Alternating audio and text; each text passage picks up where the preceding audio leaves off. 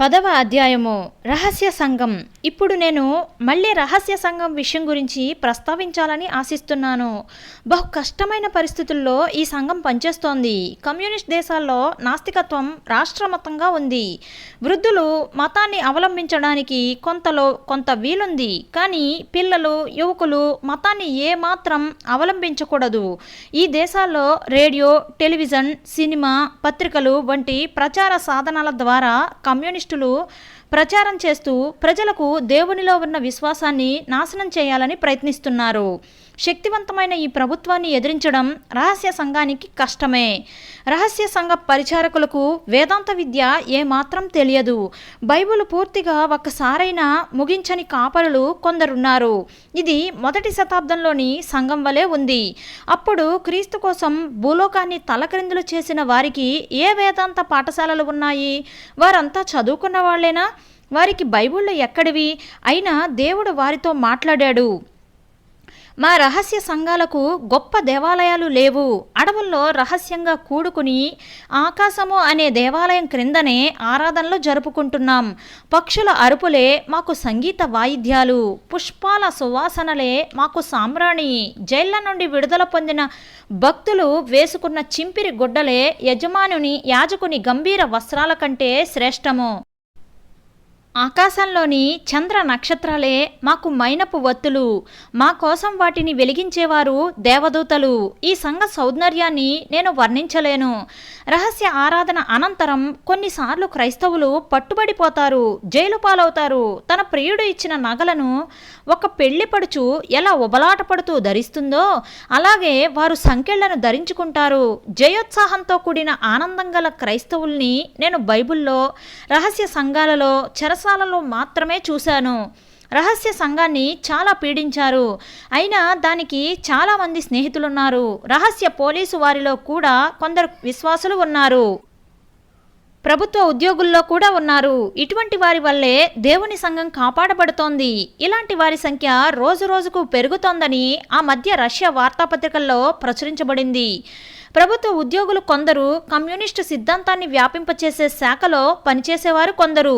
వీరంతా బాహ్యంగా కమ్యూనిస్టుల్లా కనబడిన అంతరంగంలో క్రైస్తవ విశ్వాసుల్లాగా, రహస్య సంఘ సభ్యులుగా దేవుని సేవ చేస్తున్నారు. కమ్యూనిస్ట్ ప్రచార సంస్థకు చెందిన ఒక స్త్రీ విషయం కమ్యూనిస్ట్ పత్రికలో ఇలా ఉంది. ఆమె తన పని నుండి ఇంటికి వచ్చాక భర్త సహకారంతో ఇరుగు పొరుగుల్ని ఒక గదిలో చేర్చి రహస్యంగా బైబిల్ పఠించడం, ప్రార్థన కూటం జరిగించేది. ఇలా కమ్యూనిస్టు దేశాలన్నిటిలో జరుగుతోంది. ఈ విధంగా వేలకు వేలు బాహ్యానికి కమ్యూనిస్టుల్లా, అంతరంగంలో క్రైస్తవులైన వారు ప్రతి దేశంలోనూ ఉన్నారు. బహిరంగంగా నడుస్తున్న క్రైస్తవ దేవాలయాలకు వెళ్ళడానికి వారు ఇష్టపడరు. ఎందుకంటే అక్కడ రహస్య పోలీసులు కాపలా ఉంటారు. అంత మాత్రమే కాక ఆ సంఘాల్లో వాక్య పరిచర్య పవిత్రంగా జరగదు.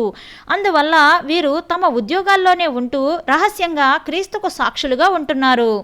ఈ విశ్వాసులకు బైబిల్ సిద్ధాంతాలు ఎక్కువ తెలియకపోయినా వారు ఎలా నాస్తికుల్ని ఆస్తికులుగా చేస్తున్నారో అనేది ఆశ్చర్యమే. నాస్తికులతో వారు చక్కగా తర్కిస్తారు. ఎవరో మిమ్మల్ని ఒక విందుకు పిలుస్తాడనుకోండి, వారు మీ ముందు శ్రేష్టమైన భోజన పదార్థాలను ఉంచారనుకోండి, వాటిని ఎవరూ సిద్ధం చేయలేదు, వాటంతటా అవే తయారయ్యాయి అనుకుంటారా? సృష్టి ఒక విందువలే ఉంది. తేనె, పాలు, రుచిగల కూరగాయలు, పండ్లు, ఇంకా అనేక ఇతర భోజన పదార్థాలు మన చుట్టూ ఉన్నాయి. వీటన్నింటినీ సిద్ధం చేసింది ఎవరు? సృష్టి గుడ్డిది. మీరు దేవుణ్ణి విశ్వసించక మన నిత్యావసర సరుకుల్ని, వస్తువుల్ని సృష్టే తయారు చేసిందని మీరు వాదించడం అర్ధరహితం కాదా? నిత్యజీవం ఉన్నదని వారికి రుజువు చేయడానికి ఒక విశ్వాసి ఒక కమ్యూనిస్టుకు ఇలా సాక్ష్యం ఇవ్వడం నేను విన్నాను. మీరు తల్లి గర్భంలోని పిండంతో మాట్లాడారనుకోండి, దాని బ్రతుకు గర్భంలో కొన్ని దినాలు మాత్రమే అని, ఆ తరువాత ఒక పెద్ద ప్రపంచంలో ప్రవేశించి అక్కడ దీర్ఘకాలం జీవించాల్సి ఉంటుందని చెబితే ఆ పిండం ఏమని జవాబిస్తుంది? ఇప్పుడు నాస్తికులైన మీకు మోక్ష నరకాల విషయం చెబుతుంటే ఎలా జవాబిస్తున్నారో అలాగే ఆ పిండం కూడా జవాబిస్తుంది. తల్లి గర్భంలో ఉన్న జీవితమే వాస్తవమని, మిగిలినదంతా మతపిచ్చి అని చెబుతుంది. అయితే ఆ పిండం సొంతంగా ఆలోచించగలిగితే ఒకవేళ ఇలా అనుకుంటుందేమో, నాకు చేతులు, కాళ్ళు, కళ్ళు పెరుగుతున్నాయి. కానీ ఏం ప్రయోజనం? నేను వాటిని ఇప్పుడు వాడుకోలేను. ఒకవేళ నేను నా తల్లి గర్భాన్ని విడిచి వేరే లోకంలో ప్రవేశిస్తే బహుశా వీటిని వాడుకోగలనేమో అని తల్లి గర్భంలో ఉండగానే రాబోయే జీవితం కోసం సిద్ధపడుతుంది. మన విషయం కూడా అంతే. మనం ఈ లోకంలో అనేక సంగతుల్లో పెరుగుతున్నాం. విజ్ఞానము, తెలివితేటలు, అనుభవాలు అధికమవుతున్నాయి. ఎందుకు? అవి అధికమయ్యాక ఆ పిదప చనిపోయి వాటిని ఇంకెప్పుడు వినియోగించుకోలేకపోవడానికా? కాదు, మనం రాబోయే లోకం కోసం సిద్ధపరచబడుతున్నాం. కమ్యూనిస్టు సిద్ధాంతం ప్రకారం యేసు ఎప్పుడూ ఈ లోకంలో జీవించలేదు. అందుకు రహస్య సంఘం వారికిచ్చే సరియైన జవాబు, నీ చేతిలో వార్తాపత్రిక ఉంది కదా, నన్ను ఒక్కసారి చూడనియ్యి. ఓహో, నేడు 14 జనవరి 1964. ఈ 1964 సంవత్సరం ఎప్పటి నుండి ప్రారంభమైంది? ఎప్పుడో జీవించని వాని నుండి ఆరంభమైందా? ఆయన లేనేలేడు అంటూ ఆయన జన్మాన్నుండి లెక్కలు ఎలా వేస్తున్నారు? యేసు జన్మించిన నాటి నుండే కాలపరిమితి ప్రారంభమయ్యింది. యేసు జీవించాడని మీ కమ్యూనిస్టు వార్తాపత్రికే రుజువు చేస్తోంది. ఇక్కడ సంఘ కాపర్లు అనేకులు తమ సంఘస్థులు క్రైస్తవ మూల సిద్ధాంతాలను అంగీకరించాలనుకుంటారు. అయితే వాస్తవానికి వారిలో చాలామంది ఆ సత్యాన్ని ఎరిగిన వారు కారు. అయితే కమ్యూనిస్ట్ దేశాల్లోని రహస్య సంఘ కాపరులు తమ సంఘస్థులకు మాత్రం ఆధ్యాత్మికంగా గట్టి పునాది వేస్తున్నారు. కమ్యూనిస్ట్ అజమాయిషీలో ఉన్న బాహ్య సంఘాన్ని గురించి నేను ఒక మాట చెప్పగోరుతున్నాను. ఇది కమ్యూనిస్టులకే బాగా తోడ్పడుతున్న సంఘం. దీని చరిత్ర పెద్దది. రష్యా మహావిప్లవం తరువాత కొందరు క్రైస్తవ నాయకులు విశ్వాసఘాతకులై కమ్యూనిస్టులతో సంపూర్ణంగా ఏకీభవించి సంఘాలను నాశనానికి నడిపించారు. ఇతర కమ్యూనిస్టు దేశాల్లో కూడా అలాగే జరిగింది. రష్యాలో నికోదేమో అనే ప్రస్తుతపు ఆర్చ్ బిషప్ కమ్యూనిస్టులతో పనిచేస్తున్నాడు. నికోదేమో కమ్యూనిస్టుల ప్రతినిధి అని రహస్య పోలీసుల్లో ఉన్న ఒక వ్యక్తి ఒప్పుకున్నాడు. ప్రతి క్రైస్తవ శాఖ కూడా అలాగే ఉంది. రుమేనియాలోని బాప్టిస్ట్ నాయకులు కమ్యూనిస్టులచే నియమించబడి నిజ క్రైస్తవులను ఎదిరిస్తున్నారు. రష్యాలోని బాప్టిస్టుల సంగతి అలాగే ఉంది. కమ్యూనిస్టులు అనేక క్రైస్తవ దేవాలయాలను మూసివేసినప్పటికీ అక్కడక్కడ కొన్నిటిని మాత్రం మూసివేయలేదు. ఈ మిగిలిన దేవాలయాల్లో నామకార్థపు ఆరాధన జరిగించనివ్వడం ద్వారా క్రైస్తవుల్ని తమ ఆధీనంలో ఉంచుకుంటున్నారు. దీనిని బట్టి బయట ప్రపంచానికి వారు ఇస్తున్న మత స్వాతంత్రాన్ని గొప్పగా ప్రదర్శించి మోసగించడానికి వీలు కలుగుతుంది.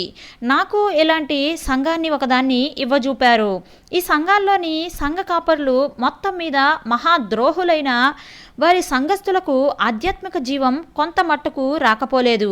కమ్యూనిస్టుల ఆధీనంలో సాగిపోతున్న సంఘాలలో ఎంతసేపు కమ్యూనిస్టులను గురించిన పొగడ్తలే కాక వాక్య పఠనం కూడా జరుగుతుంది. పాతకాలపు పాటలే పాడతారు. అయినా వీటి ద్వారా కొందరు ప్రభువునందు విశ్వసిస్తున్నారు. ఇలా దేవుడు వారి మధ్య కూడా తన అద్భుత క్రియను జరిగిస్తున్నాడు. కానీ బాహ్య సంఘాల సంఖ్య దినదినం పడిపోతోంది. సోవియట్ యూనియన్ అంతటిలో 4 లేక 5 వేల సంఘాలు మాత్రం ఉండవచ్చు. అయితే ఇదే జనసంఖ్య గల అమెరికా దేశంలో 3 లక్షల సంఘాలు ఉన్నాయి. ఈ దేవాలయాలు పెద్ద ఆకారం గలవి కావు, కానీ సామాన్యమైన ప్రార్థనా గదులు. విదేశీయులు మాస్కో నగరంలోని సమ్మర్థమైన దేవాలయాన్ని చూసి అక్కడ బోలెడు స్వాతంత్రం ఉన్నదని మోసపోతున్నారు. అక్కడ దేవాలయాలు ప్రజలతో కిక్కిరిసిపోతున్నాయని చెబుతున్నారు. అయితే 70 లక్షల క్రైస్తవుల కోసం ఉన్నది ఒకే ఒక ప్రొటెస్టెంట్ దేవాలయం మాత్రమేనని వారికి తెలియదు. ఇలాంటి చిన్న చిన్న ప్రార్థనా గదులు కూడా విశ్వాసులకు అందుబాటులో లేనందువల్ల వారు ఎంతో ఇబ్బంది పడుతున్నారు. రహస్యంగా వీరిని దర్శించి సువార్త అందించడం కంటే గత్యంతరం వేరే ఏదీ లేదు. ఏ దేశంలోనైనా కమ్యూనిజం అభివృద్ధి పొందిన కొద్దీ క్రైస్తవ సంఘం రహస్యంగానే ఉండిపోవలసి వస్తుంది.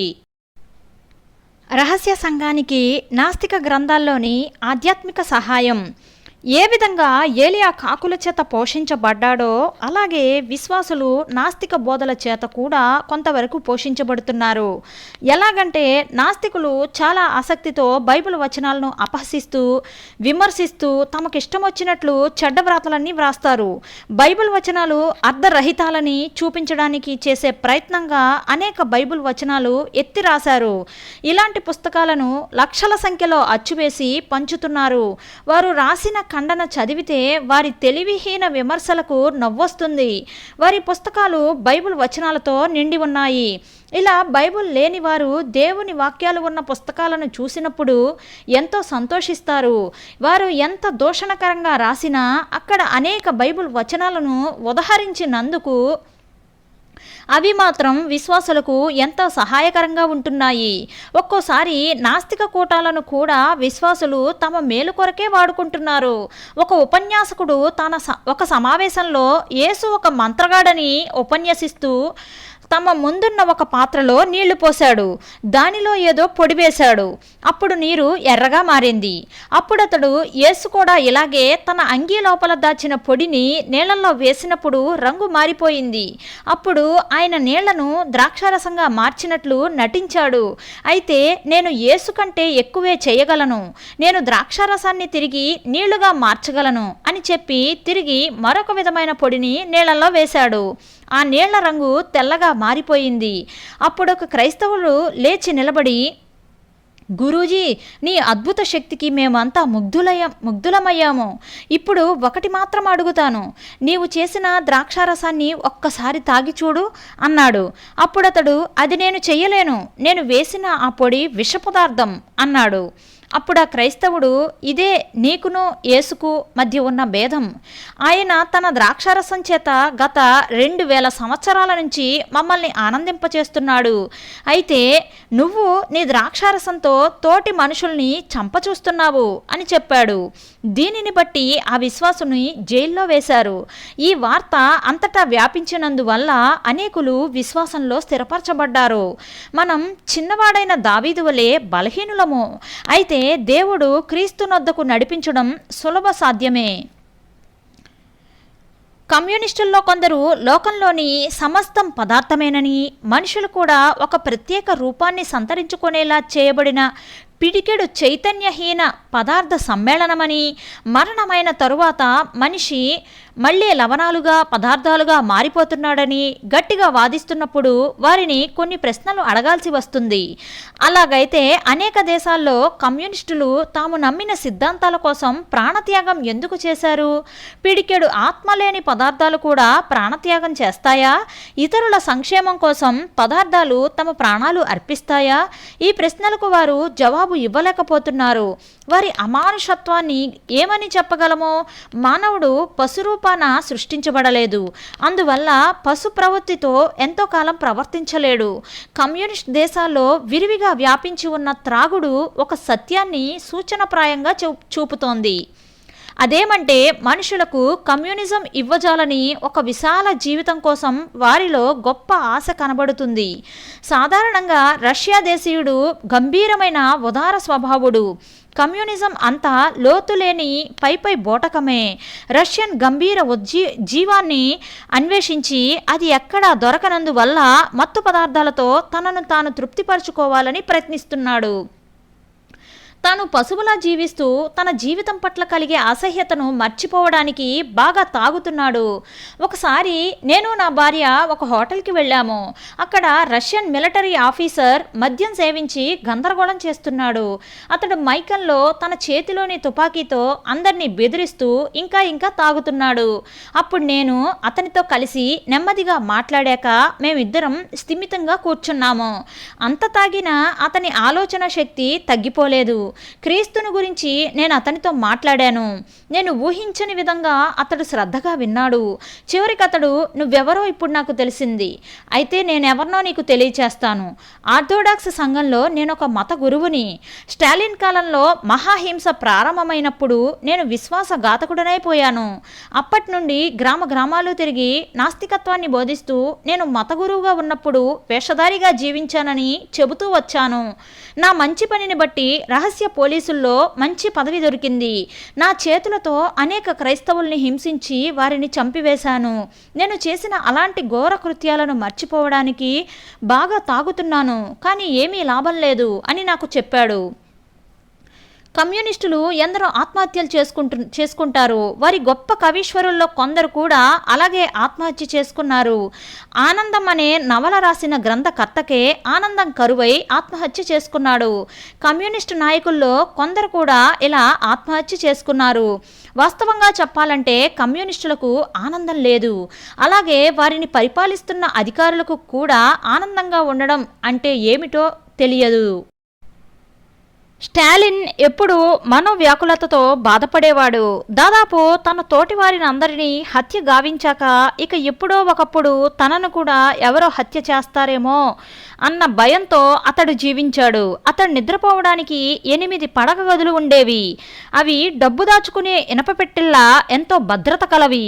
అతడు ఏ రాత్రి ఏ గదిలో నిద్రపోతాడో ఎవరికీ తెలిసేది కాదు. వంటవాడు తాను వండిన భోజన పదార్థాలన్నీ మళ్ళీ ఆయన సమక్షంలో కొద్ది కొద్దిగా తిన్న తరువాత స్టాలిన్ తినేవాడు. కమ్యూనిజం ఎవరికి ఆనందాన్ని ప్రసాదించలేదు. వారికి కావలసింది క్రీస్తే.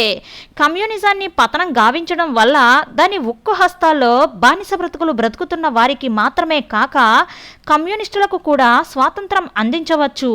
ఇలాంటి దాస్య శృంఖలాల్లో మగ్గిపోతున్న అనేకులైన విశ్వాసులకు విడుదల కలిగించడమే రహస్య సంఘ లక్ష్యం. ఈ సంఘం విశ్వాసంలో ఉన్నత స్థాయిలో ఉంది. ఒకసారి ఒక యువ రష్యన్ మిలిటరీ ఆఫీసరు హంగరీ దేశంలోని ఒక దైవ సేవకుణ్ణి ఏకాంతంగా కలుసుకోవాలని ఆశించాడు. ఒక ప్రత్యేక గదిలో ఇద్దరు సమకూడారు.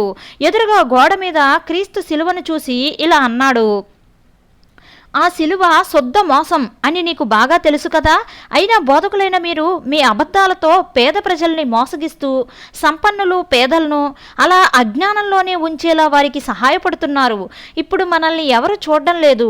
యేసు దేవుని కుమారుడు కాదు అన్న సత్యాన్ని రహస్యంగానైనా నా దగ్గర ఒప్పుకో అన్నాడు. దైవదాసుడు చిరునవ్వుతో, నవయువక, అదేమీ కాదు. యేసు నిజంగా దేవుని కుమారుడు. నేను నమ్మేది కేవలం సత్యం అన్నాడు.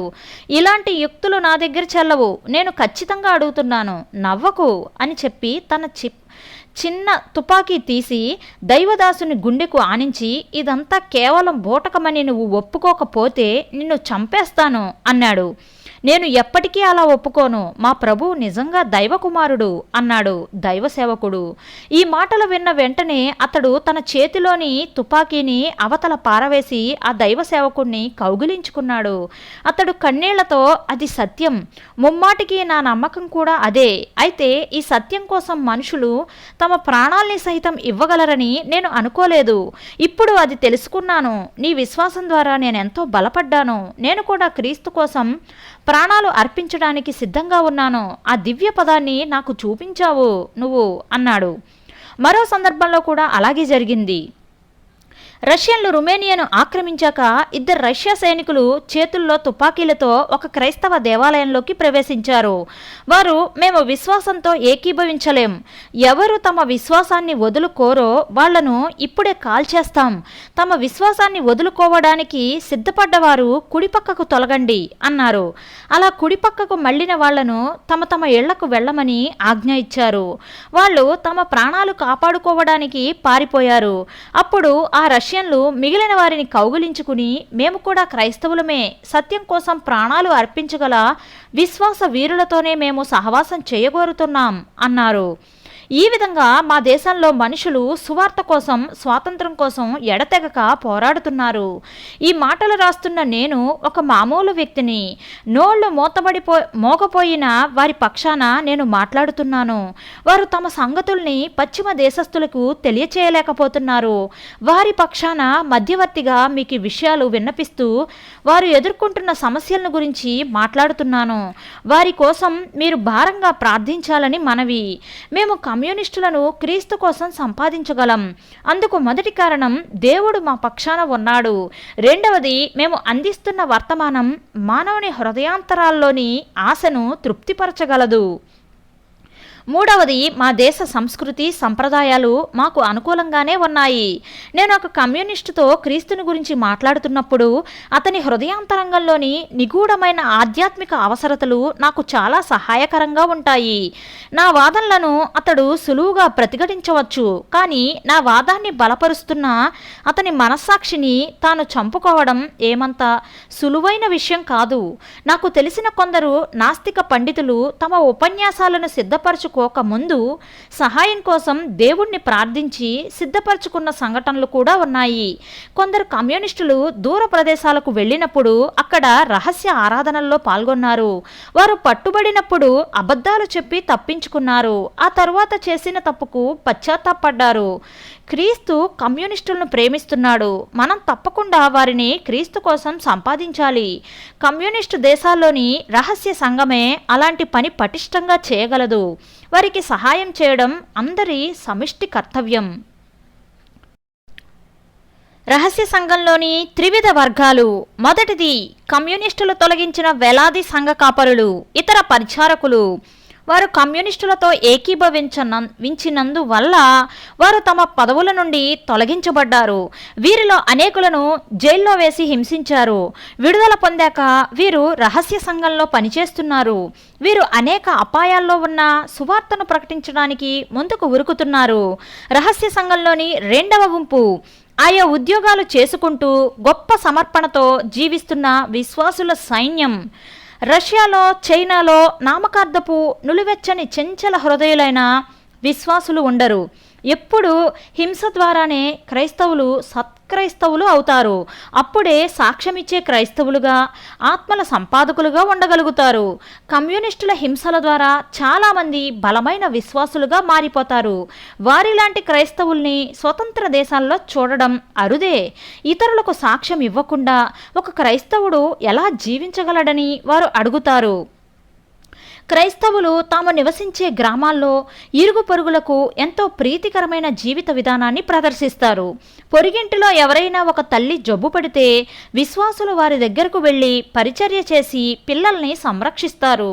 ఒక పొరుగువాడు జబ్బుపడి కట్టెల కోసం అడవికి వెళ్ళలేకపోతే విశ్వాసులు వెళ్ళి సహాయపడతారు. వారు తమ మాదిరికరమైన జీవితాన్ని ప్రదర్శించి అనేకులను క్రీస్తు కోసం సంపాదించగలుగుతున్నారు.